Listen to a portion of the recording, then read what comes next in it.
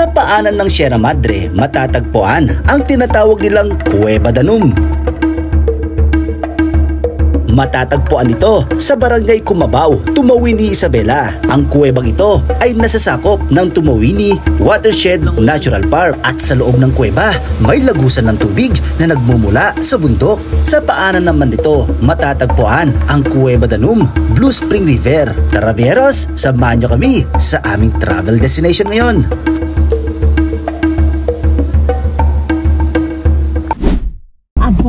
So ayun mga boss, pupunta na kami ng Cumabao, Tumawini pa yan eh. Tumawini.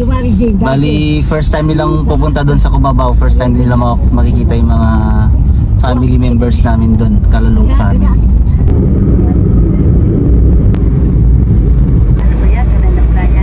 So andito na kami sa may Barangay Magasi. Pumasok na kami papuntang barangay, ano man ang Cumabao, Barangay Cumabao. Ito ganito yung daan dito, medyo mahirap. Ayun, para pumunta dito sa may Barangay Cumabao, dadaanan muna tayo dito sa may Union at saka Mabaog. Bago makarating sa Cumabao, kailangan munang dumaan sa boundary ng Kabagan at Tumawini at madadaanan ang Union, Kamasi at Buraga. Dito sa Barangay Kamasi, may magandang view dito, papakita ko sa inyo. Ito sinasabi.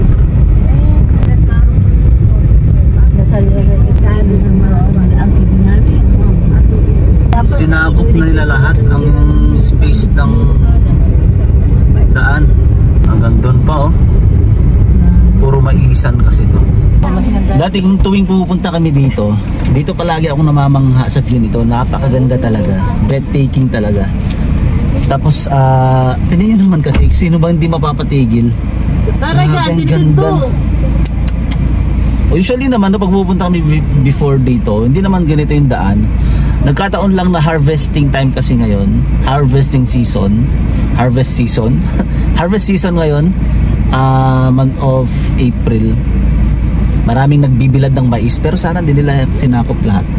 Like almost 90% ng daan ang kinuha nila. Kahit lang sana 70%.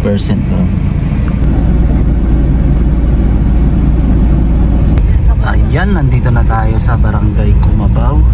Cumabao na.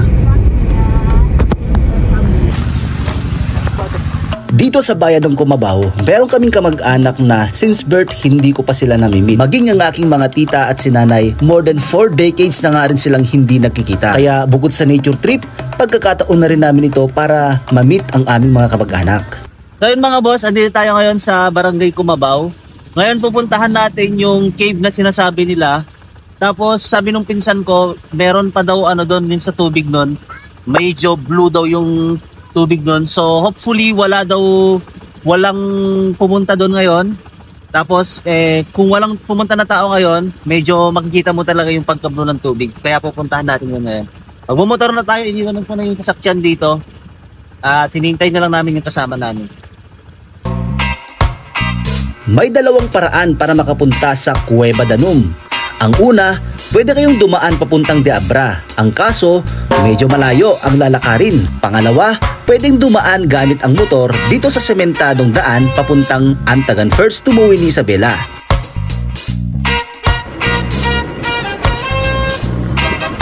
So yun mga boss, andito na tayo ngayon sa papuntang cave. Pero ito, sinasakupan na ito ng barangay Antagan First. Antagan First na to saan, di ba? Antagan First na to, Antagan First, Tumawini, Isabela. Itong lugar na to, pakita mo ate. Yan yung papuntang cave. Tapos balik mo dito. Ayan, tingnan nyo yan. Yan naman yung papuntang Maguli. Ayan. So ngayon, puntahan na natin yan. Tara.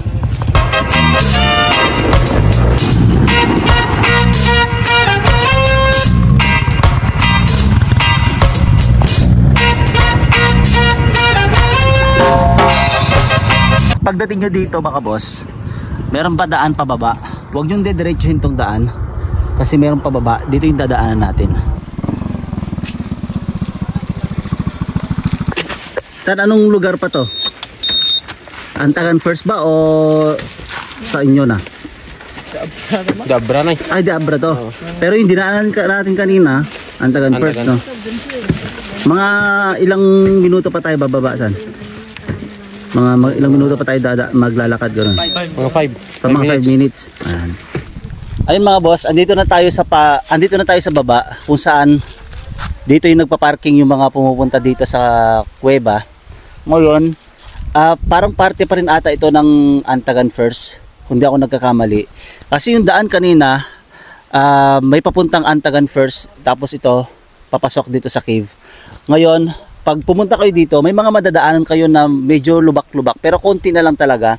Pero mostly ng daan, sementado na, kaya yung mga motor, kayang-kaya nang pumunta, pati yung mga kulong-kulong, ganun.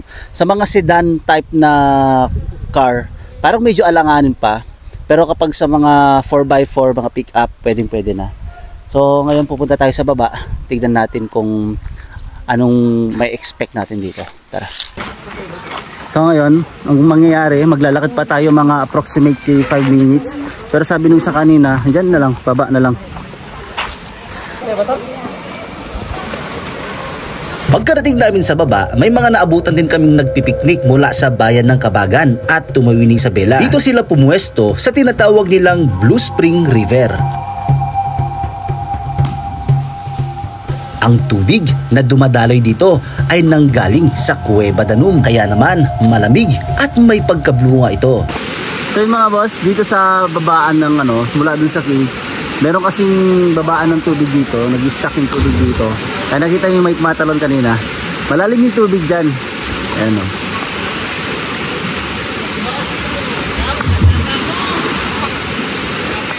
Mga taga-saan kayo? Taga-saan? Taga dito. Ayan o. Mag-hi na kayo sa video. Marami pala tayong mga turista dito. Ang ganda ng spot nila. Taga-saan kayo? Taga-saan kayo? Taga-saan? Magasi. Uncle ko si Botran. Ah. Shout out sa mga Tech Movers. Kay Sir Nats Vlog. Thank you sir. Ayun mga boss, pagkarating namin dito, meron na mga nauna na sa amin. Tapos ang kagandahan nga, umaagos yung tubig dito pababa sa kanila. Tapos kitang-kita dito, malinaw naman yung tubig. Tapos papuntang cave, medyo maglalakad pa tayo ng konti. Pero sabi ng mga kasamahan natin, malapit naman na daw. Bago namin narating ang Cueva Danum, may dinaanan muna kaming creek, malamig at medyo malinaw ang tubig na dumadaloy dito. Bagamat malapit na ang Cueva Danum, medyo mabagal ang aming pag-usad dahil sa malalaking bato.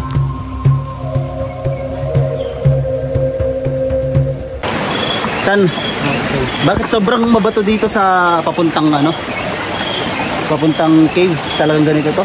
Dati kasi yan, yung may bagyong lawin, yung mga bitak na bato dyan, mga nahulog-hulog dyan. Kaya nagkaganyan, mas sumala yung daan. Pero nung una, kanyan, straight. Kasi ngayon, ganito na. Pero okay lang naman kasi marami pa namang taong pupunta.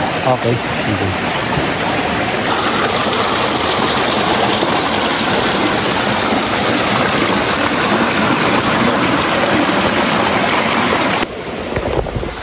Mula dito sa kinatatayuan ko mga boss, kitang-kita ko na yung cave. Sarap. Ito. So mga ilang metro na lang, darating na natin yung cave. Yung tubig na dumadaloy dito, nanggahaning lahat yan sa cave. Kaya mas maganda talaga, dito tayo pupwesto. Kasi may mga tao na dun sa baba. Pero nakita nyo naman kanina, may pagka bluish yung tubig na na-stuck dun sa baba. Shoutout pala dun sa mga followers natin dyan sa baba.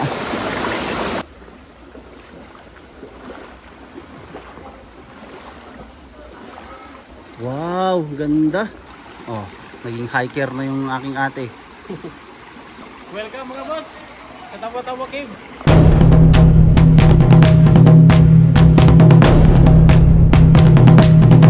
Alam niyo ba mga boss na ang Cueva Danum ay hango sa salitang Ilocano na danum na ang ibig sabihin ay tubig. Sa ngayon, hindi pa gaano na-explore ang kuweba na ito, pero bukas ang LGU ng Tumawin ni Isabela para sa cave exploration ng mga cave expert upang ma-assess ang loob nito.